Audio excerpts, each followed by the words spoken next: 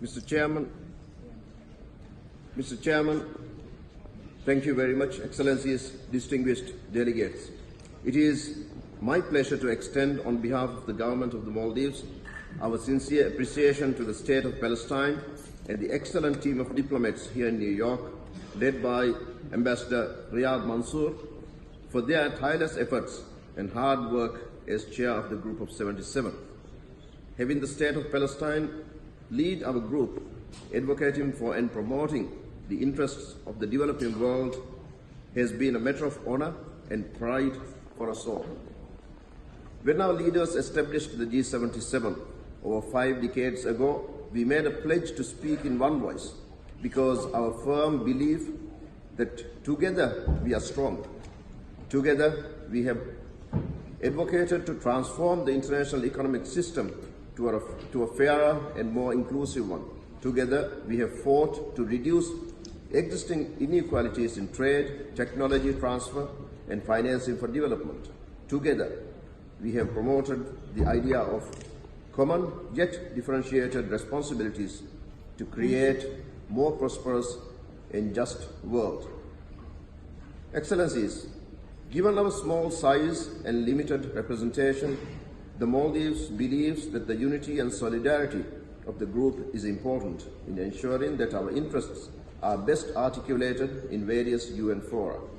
In the past, the group has made significant strides in the negotiations for the Paris Agreement, the 2030 Agenda for Sustainable Development, the Addis Ababa Action Agenda, and the Sendai Framework on Disaster Risk Reduction. It is now time to review progress in the implementation of these documents and to ensure that the international community adheres to these commitments. This year, as we assess the implementation of these instruments leading up to the high-level political forum, the Financing for Development Forum and the high-level review of the Samoa pathway, it is vital that the group ensures that these commitments translate into meaningful action. In order to protect the livelihoods and well-being of our people, our adherence to these hard-fought commitments must not falter. In particular, the issue of climate change is one that poses an existential threat to the developing world, most of all the small island developing states. It is a global problem that requires a global solution. As such, the Paris Agreement was negotiated in the spirit of collaboration and collective action by all states to effectively address the negative impacts of climate change.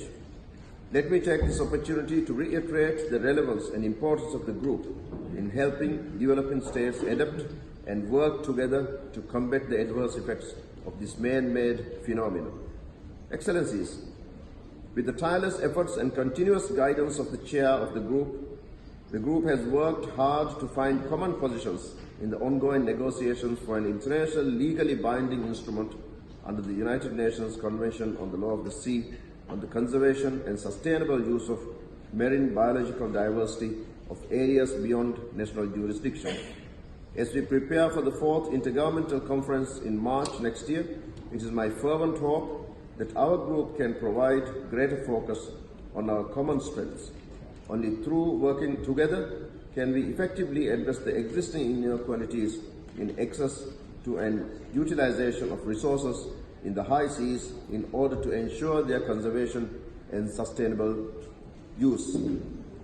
The Maldives believes in building a culture of peace and finding peaceful and long-standing solutions to conflicts without the use of force.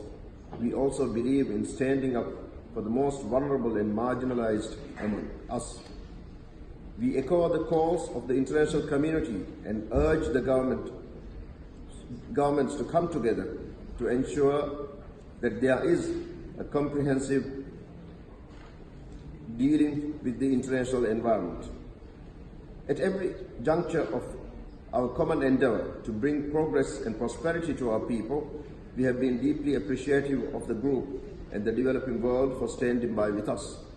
By working together, we can ensure that our ambitious development agenda can be achieved and our path to bring lasting peace and sustainable development to our people is fully realized. Let us also ensure that this common endeavor we do not leave any of us behind, especially our smallest, most vulnerable, and most marginalized. I thank you, sir.